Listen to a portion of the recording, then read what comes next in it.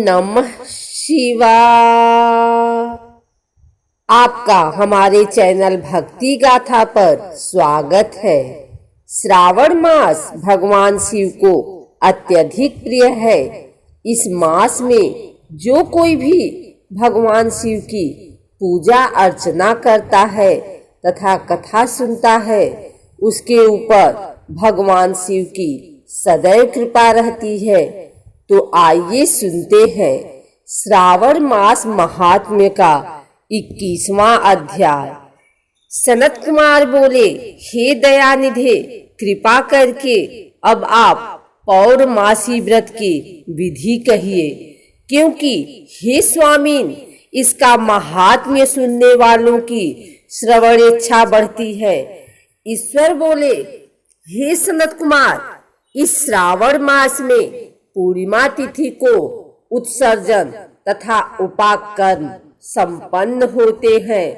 पौष के पूर्णिमा तथा माघ की पूर्णिमा तिथि उत्सर्जन कृत्य के लिए होती है, अथवा उत्सर्जन कृत्य हेतु पौष की प्रतिपदा अथवा माघ की प्रतिपदा तिथि विहित है, अथवा रोहिणी नामक नक्षत्र उत्सर्जन कृत्य के लिए प्रशस्त होता है, अथवा अन्य कालों में भी अपनी अपनी शाखा के अनुसार उत्सर्जन तथा उपाकर्म दोनों का साथ साथ करना उचित माना गया है। अतः श्रावण मास की पूर्णिमा को उत्सर्जन कृत्य प्रशस्त होता है। साथ ही ऋग्वेदियों के लिए उपाकर्म हेतु श्रवण नक्षत्र होना चाहिए। चतुर्दशी, पूर्णिमा अथवा प्रतिपदा तिथि में जिस दिन श्रवण नक्षत्र हो, उसी दिन ऋग्वेदियों को उपाकर्म करना चाहिए। यजुर्वेदियों का उपाकर्म पूर्णिमा में और सामवेदियों का उपाकर्म हस्त नक्षत्र में होना चाहिए। शुक्र तथा गुरु के अस्त काल में भी सुखपूर्वक उपाकर्म करना चाहिए, किंतु इस काल में इसका प्रारंभ पहले नहीं होना चाहिए, ऐसा शास्त्रविदों का मानना है। ग्रहण तथा संक्रांति के दूषित काल के अनंतर ही इसे करना चाहिए। हस्त नक्षत्र युक्त पंचमी तिथि में अथवा भाद्रपद पूर्णिमा तिथि में उपाकर्म करें। अपने अपने गुहा सूत्र के अनुसार उत्सर्जन तथा उपाकर्म करें। अधिक मास आने पर इसे शुद्ध मास में करना चाहिए। ये दोनों कर्म आवश्यक हैं। अतः प्रत्येक वर्ष इन्हें नियम पूर्वक करना चाहिए। उपाकर्म की समाप्ति पर द्विजातियों के विद्यमान रहने पर स्त्रियों को सभा में सभा दीप निवेदन करना चाहिए। उस दीपक को आचार्य ग्रहण करें या किसी अन्य ब्राह्मण को प्रदान कर दें। दीप की विधि इस प्रकार है। सुवर्ण, चांदी अथवा तांबे के पात्र में सिर भर गेहूं भरकर गेहूं के आटे का दीपक बनाकर उसमें उस दीपक को जलाएं। वह दीपक घी से अथवा तेल से भरा हो और 3 बत्तियों से युक्त हो। दक्षिणा तथा तांबूल सहित उस दीपक को ब्राह्मण को अर्पण कर दे। दीपक की तथा विप्र की विधिवत पूजा करके निम्न मंत्र बोले। दक्षिणा तथा तांबूल से युक्त यह उत्तम सभा दीप मैंने देव देव को निवेदित किया है। मेरे मनोरथ अब पूर्ण हो। सभा दीप प्रदान करने से पुत्र पौत्र आदि से युक्त कुल उज्ज्वलता को प्राप्त होता है और यश के साथ निरंतर बढ़ता है। इसे करने वाली स्त्री दूसरे जन्म में देवांगनाओं के समान रूप प्राप्त करती हैं। वह स्त्री सौभाग्यवती हो जाती हैं और अपने पति की अत्यधिक प्रिय पात्र होती हैं। इस प्रकार 5 वर्ष तक इसे करने के पश्चात उद्यापन करना चाहिए और अपने सामर्थ्य के अनुसार भक्ति पूर्वक दक्षिणा देनी चाहिए। हे सनत कुमार, यह मैंने आपसे सभा दीप का शुभ महात्म्य कह दिया। उसी रात्रि में श्रवणाक्रम करना बताया गया है। उसके बाद वहीं पर सर्प बलि की जाती है। अपना अपना गृह सूत्र देखकर ये दोनों ही कृत्य करने चाहिए। हयग्रीव का अवतार उसी तिथि में कहा गया है, अतः इस तिथि पर हयग्रीव जयंती का महोत्सव मनाना चाहिए। उनकी उपासना करने वालों के लिए यह उत्सव नित्य करना बताया गया है। श्रावण पूर्णिमा के दिन श्रवण नक्षत्र में भगवान श्री हरि हयग्रीव के रूप में प्रकट हुए और सर्वप्रथम उन्होंने सभी पापों का नाश करने वाले सामवेद का गान किया।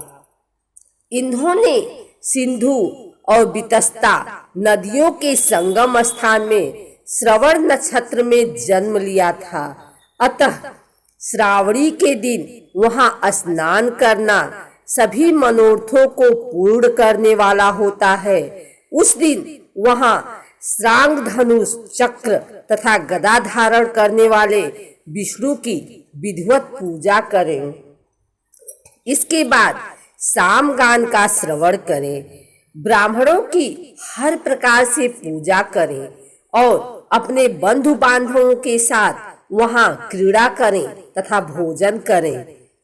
स्त्रियों को चाहिए कि उत्तम पति प्राप्त करने के उद्देश्य से जल क्रीड़ा करें। उस दिन अपने अपने देश में तथा घर में इस महोत्सव को मनाना चाहिए तथा हयग्रीव की पूजा करनी चाहिए और उनके मंत्र का जप करना चाहिए। यह मंत्र इस प्रकार से है: आदि में प्रणव तथा उसके बाद नमः शब्द लगाकर, बाद में भगवते धर्माय जोड़कर, उसके भी बाद आत्मविशोधन शब्द की चतुर्थी विभक्ति आत्मविशोधनाय लगानी चाहिए। पुनः अंत में नमः शब्द प्रयुक्त करने से 18 अक्षरों वाला ओम नमो भगवते धर्माय आत्मविशोधनाय नमः मंत्र बनता है। यह मंत्र सभी सिद्धियां प्रदान करने वाला और 6 प्रयोगों को सिद्ध करने वाला है। इस मंत्र का पुरस्चरण 18 लाख अथवा 18,000 जप का है। कलयुग में इसका पुरस्चरण इससे भी 4 गुना जप से होना चाहिए। इस प्रकार करने पर हयग्रीव प्रसन्न होकर उत्तम वांछित फल प्रदान करते हैं। इसी पूर्णिमा के दिन रक्षा बंधन मनाया जाता है, जो सभी रोगों को दूर करने वाला तथा सभी अशुभों का नाश करने वाला है। हे मुनि श्रेष्ठ, इसी प्रसंग में एक प्राचीन इतिहास सुनिए। इंद्र की विजय प्राप्ति के लिए इंद्राणी ने जो किया था उसे मैं बता रहा हूँ।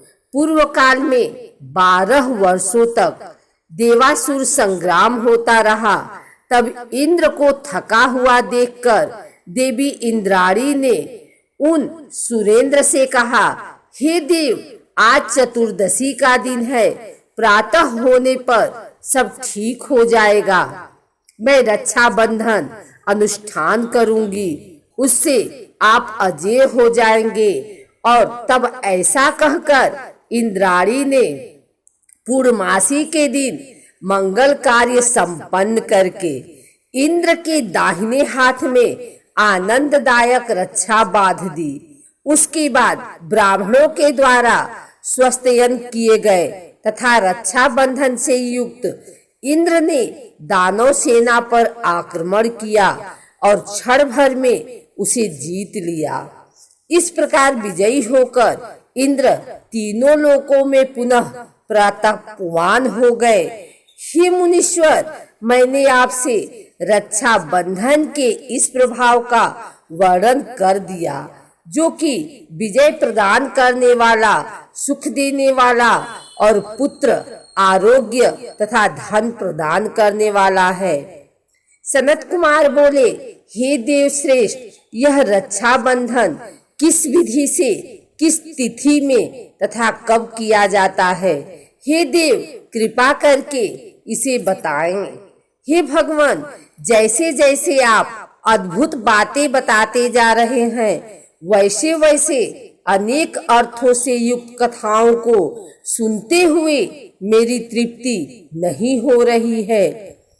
ईश्वर बोले, बुद्धिमान मनुष्य को चाहिए कि श्रावण का महीना आने पर पूर्णिमा तिथि को सूर्योदय के समय श्रुति स्मृति के विधान से स्नान करें।